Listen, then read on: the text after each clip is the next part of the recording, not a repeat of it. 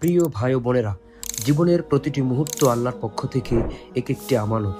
আমরা দুনিয়ার কাজে ব্যস্ততায় দৌড়ঝাঁপে দিন কাটাই, কিন্তু একদিন থেমে ভাবতে হবে আমাদের আসল গন্তব্য কোথায়। আমরা শুধুমাত্র একটি ভ্রমণ নয়, এটি এক অনন্য সুযোগ আল্লাহর ঘর কাবা শরীফে গিয়ে সরাসরি তার সামনে দাঁড়াবার, নিজের গুনাহের ক্ষমা চাওয়া আর অন্তরের প্রশান্তি খুঁজে পাওয়ার। ভাই ও বোনেরা, কত মানুষ আছে যারা চায় কিন্তু সুযোগ পায় না, আর আমরা যদি সুস্থ, সামর্থ্যবান ও সময় পাই তাহলে কেন দেরি করব?